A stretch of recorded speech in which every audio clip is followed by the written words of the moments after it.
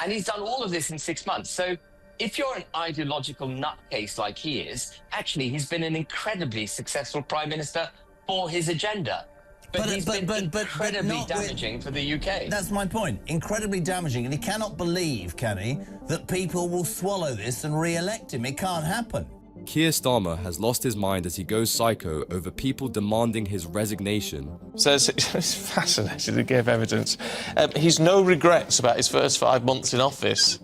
I mean, come on. I mean, look, God give me the self-confidence of Sir Keir Starmer. Everyone's laughing at him as he's trying to justify his behaviour in the most shameless ways. Now, Labour are facing an almighty revolt against Labour's tax raid. Almost 24 councils have now passed motions calling on the Chancellor and the Environment Secretary, Steve Reed, to axe the measure, which they say is an assault on the countryside. There's nowhere left to run for Starmer as even Labour is turning against him. The Mail is leading with economy heading for worst of all worlds. I mean, it is the Mail. They want to be quite anti-Labour, let's be honest. But there is truth, actually, in this headline. We are heading for recession, there's no doubt about it. The impact on small and medium-sized businesses with this employer's hike in national insurance contributions. I know local firms that are, you know, £120,000 a year worse off. Starmer's idiotic policies are leading this nation towards complete doom. And with the Angela Rayner's new laws for bringing new Labour in, Labour workers, it's going to be very difficult for employers to get rid of rubbish staff who can't work properly, who want to work from home, they've got the right to now, and can actually activate their sick days immediately from starting work. Well, good luck with that. Businesses are running away thanks to Starmer and his cronies, and the backlash is furious. And as much as it would be lovely just to say, oh, I'm not feeling very well, then, you know, it doesn't really work like that in the real world. And I think Labour have forgotten what the real world is like for real people to live in. And globally, it is a catastrophic, enormous, rubbish hole that we're in at the moment. Labour lives in a delusional fantasy land, and Starmer's going psycho over a brutal reality check. Look what's happening across the pond in America. Look what's happening on our own doorstep. And all Labour seem to be able to do is snatch money any which way they can and not keep their word. I'm sorry, I've had enough of it. It's a complete omnishambles, and I think Starmer has to go. Starmer's being forced to resign, and he's having a mental breakdown over it. Labour believe dozens of MPs will revolt against the government's refusal to compensate waspy women. And they think as many as 100 backbenchers are deeply unhappy. This is within Labour. Labour insiders surprised at the extent of criticism from newbie MPs. These are the ideologues, the fresh-faced ones, the ones who maybe aren't as tactically political as they might be. Even Labour is done with Starmer, and he's terrified of the revolt that's coming for him. Labour have made promises that they can't possibly keep. It's not the fact that they're not compensating these women, it's the fact that they boldly said they're going to compensate these women, and then they've absolutely rowed back at it 5 minutes in. And they're in a position now where hundreds of their own MPs are deeply unhappy. We talk about the economy is doing dreadfully at the moment, the ridiculous situation where we've got 9 million people who are economically inactive. Britain is in shambles as Keir Starmer has ruined everything with his broken promises and shameless lies. 22 billion on carbon capture, all of that money for climate change, supporting African farmers but not supporting British farmers. Charity starts at home. It feels like they're obsessed with ideology and dogma rather than reality. It feels like it's entirely drawn up on whiteboards in Westminster rather than actually going out there and seeing what we need at ground level. Starmer is blinded by his ideological agenda and is behaving like a madman now that people are demanding his resignation.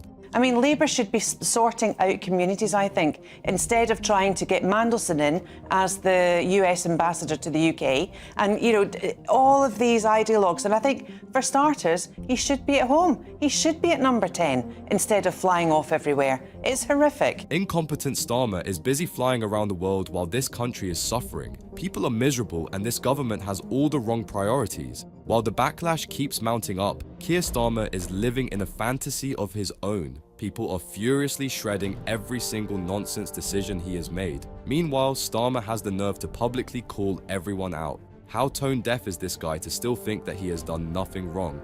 On top of all that, Labour's hardcore supporters are behaving just as psychotically as Starmer. Keir Starmer says, it's fascinating to give evidence, he's no regrets about his first 5 months in office.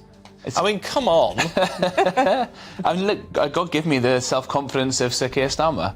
After becoming the most unpopular Prime Minister, I think, ever in his first 5 months. He's done worse than Brown, worse than Liz Truss as well in terms of lack of popularity. He says he wouldn't change anything about it. It's laughable how shameless Starmer and his cronies are. How pathetic is it that while the entire nation is blasting them, Starmer's saying that he has no regrets? It's as if he's trying to publicly insult everyone and announce that he simply does not care about what the people think. That's not all. Things get even more psychotic as Starmer's sinister plans are exposed. Really, the things that he has been doing are absolutely outrageous. The overconfidence isn't the only appalling thing here. It's his blatant dismissal of the public opinion.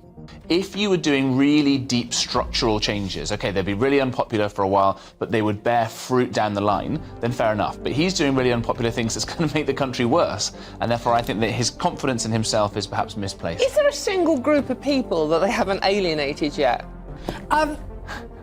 Possibly the young. If Starmer was some sort of visionary leader who was taking the necessary steps to ensure long-term growth of this country, things would be different. However, the harsh truth is that this bloke simply has no idea what he's doing. Every single step that he has taken so far is objectively bad for this nation. Literally every expert has been screaming at this incompetent government to stop ruining the country. Of course, the tone-deaf Starmer thinks that he knows better and refuses to listen to anyone at all. Just look at how every demographic in this country unanimously hates him now. Is there anyone happy with this government? There's a few other groups he's not upset as well. The Chinese Communist Party, very happy with the Mauritian government. Yes, I am not The going to private put equity up companies with who are this. going to buy up all the farmland when the farmers go bust. No, absolute rubbish, and it's not. And it's going to affect very few farmers, and it might affect people like Jeremy Clarkson and Dyson, who only bought it up because they wanted to. It was a. I mean, we do know that some of the farming stuff are scam. I mean, the only people that are satisfied with Starmer are the ones who shouldn't be. Starmer's insane energy schemes and evil policies towards farmers have made all the wrong people happy.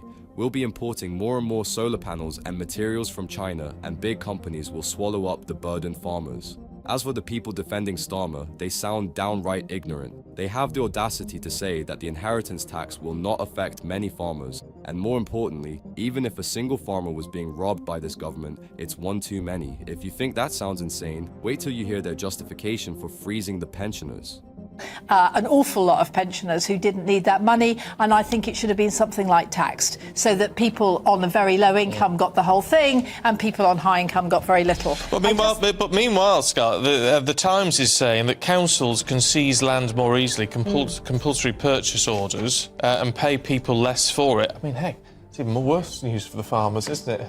No, I don't. The land they can't pass on, it could be seized from them now. No, I think to build on. But what we do know... Just like Starmer, Labour supporters shut down and make utter fools out of themselves the moment they're pushed a little. They're shamelessly saying that a lot of pensioners didn't need the fuel allowance when the experts are warning that 4,000 pensioners are at the risk of freezing to death. It just keeps getting worse as Psycho Starmer is just doing whatever comes to his mind at this point. To top it all off, they're even allowing the planning councils to seize land from the farmers. Since when did Britain become a sad dictatorship? Angela Rayner is trying to cover it all up by saying that they need it to build more houses, but nobody's buying that.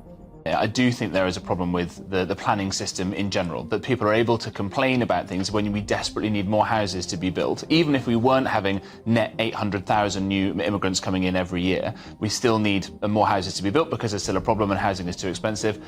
Great to have more infrastructure. Look at something like the Elizabeth line in London. It took forever. It now accounts for like 1 in every 4 or 5 journeys and is an amazing bit of British technology. And it's wonderful, can I say? The planning system that we have for building more houses is an absolute disaster. And guess what? Angela Rayner is now in charge of it. To nobody's surprise, she is only making things worse. Meanwhile, Starmer's busy allowing more and more immigrants into the country. There isn't a single thing that this government has gotten right. So, is it really any wonder that people are demanding their resignation? Sadly, this isn't even the worst that Starmer is doing. His real schemes are being exposed and they're absolutely disgusting. £35 million, by the way, to Ukraine, I think, was announced yesterday, in addition to the billions that we've spent arming them, but £35 million to keep their people warm during what Starmer described as, you know, what was going to be a harsh winter. And here he is at home, having spent all these billions abroad, as the song rightly points out, cutting back benefits for the British people, cutting the winter fuel allowance, cutting his pledge on the WASPy women. Millions and millions, or your taxpayer money being thrown away at foreign countries and useless projects. Starmer's behavior is actually concerning at this point, and it's not just about him going psycho. In what world does he think that it's okay to spend on other countries while clobbering British citizens with insane amounts of taxes?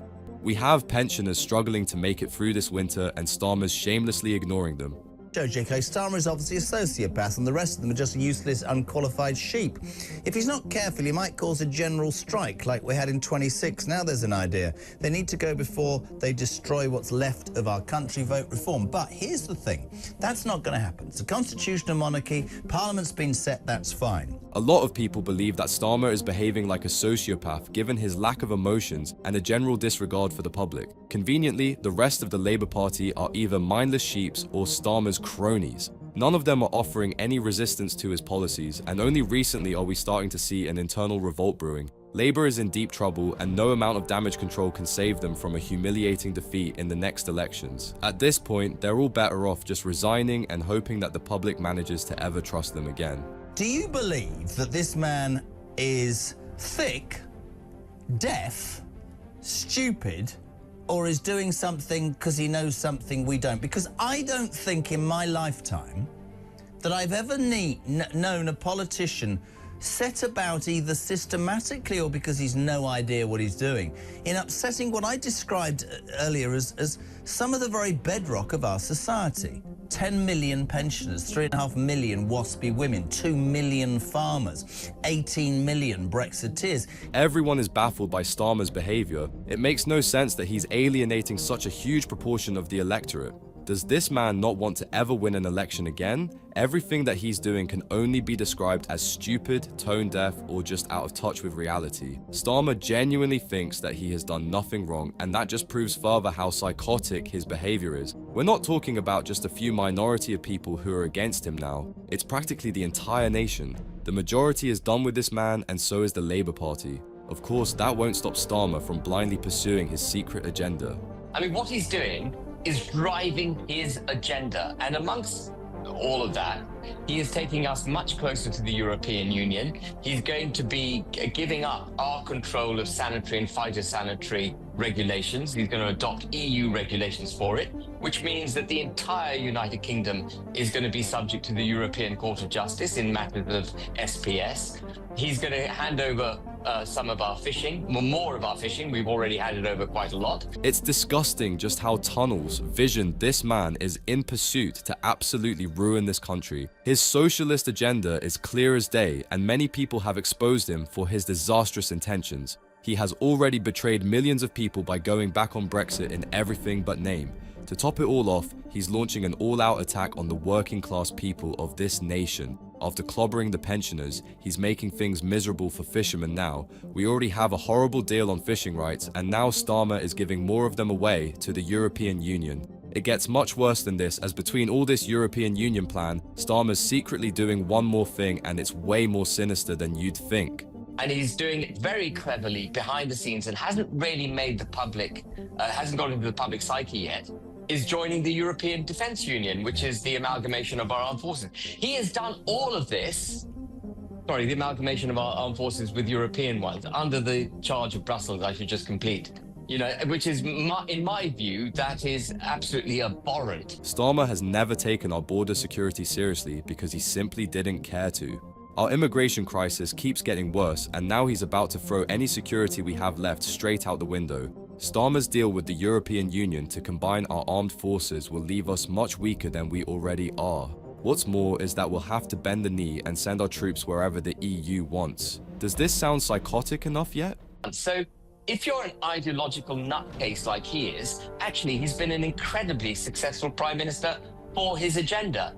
But he's been incredibly damaging for the UK. That's my point. Incredibly damaging. And he cannot believe, can he, that people will swallow this and re-elect him. It can't happen. It cannot happen. I don't believe that pensioners, waspy women, Brexiteers, small business owners, whatever, will forget what he's done.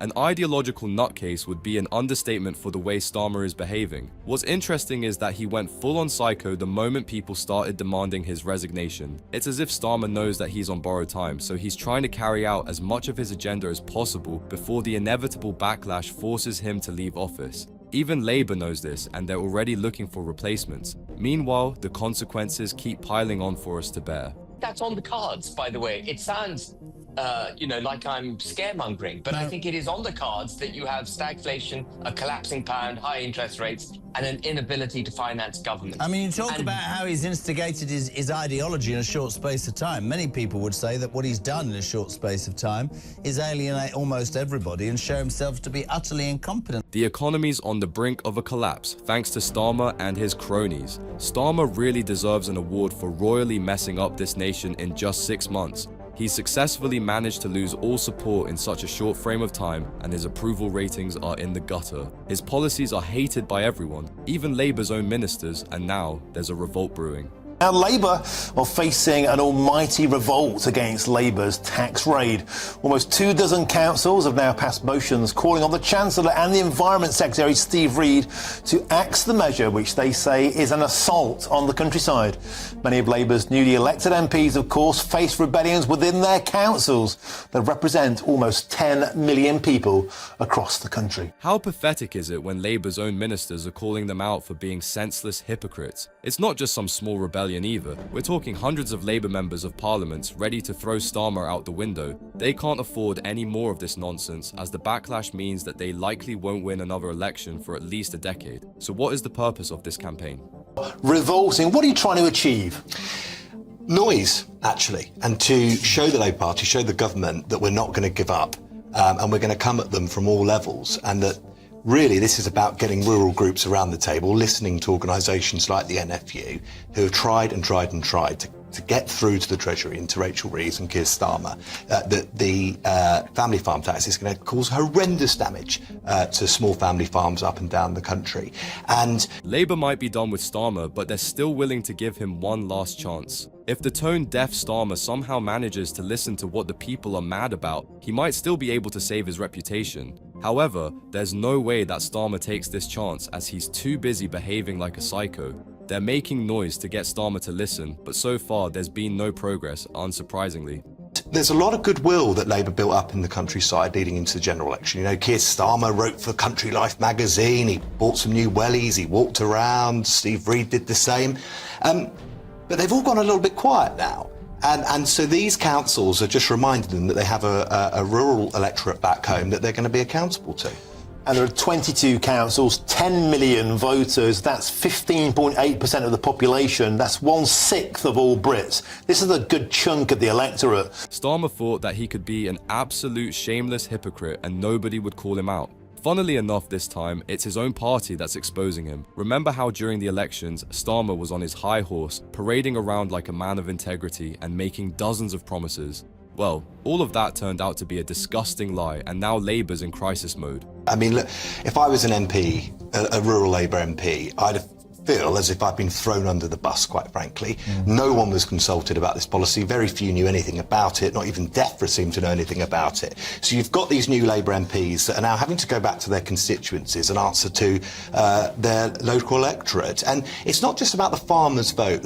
We often talk about the farmers' vote. The farmers' vote's actually quite small. It's the wider vote. This is a policy that's unpopular, not just with farmers, but with the wider public. Not even Labour is safe from Starmer's psychotic behaviour. 100 of their rural members of Parliament feel betrayed by Starmer. Him and Rachel Reeves thought it was fine to make the lives of farmers miserable with their god-awful inheritance tax raid, and now the MPs are left to do damage control. Way to throw your own people under the bus, Sir Keir. And as I said, it's not about the farming vote, it's about how they appear to the wider electorate. And they're looking pretty nasty. I mean, that comes from Anne Mallieu, the president of the Countryside Alliance. She says we're looking like the nasty party. And that's from her. She's a Labour peer. She's trying to talk to colleagues. I know that she and others have been doing their best, but the Treasury still doesn't appear to be in listening mode. They had a meeting with the NFU recently. There was hope that that would achieve something. It doesn't appear that it has just yet, so... Exactly. It's not just the farmers that have been done dirty by this disgraceful joke of a government. The entire nation is enraged and Labour's running scared. They want to regain support and trust of the British public, but there's no way that can happen as long as Starmer is in charge. Starmerism has not only ruined this country, it has ruined the Labour Party as well. So I fear those MPs are toast, even now, already, within 6 months. Okay. I think it's going to be very, very hard, because I don't think Rachel Reeves has the agility of mind to change her tune on this. And so therefore you are going to see they're not being thrown under the truck, they're being thrown under tractors, silage mowers, combines, you name it. They're going to be thrown under large pieces of heavy plant. Labour's ministers are done for. Starmer and Rachel Reeves have single-handedly managed to ruin all credibility that the party had. Not a single person in this country trusts them anymore, and rightfully so. On top of all that, Starmer's behaving like a psycho, and neither of them are smart enough to turn this disaster around. What we're witnessing is the unravelling of the Labour Party, and maybe the rebelling Labour ministers deserve more support. That's something you can help out with by liking the video and subscribing to the channel.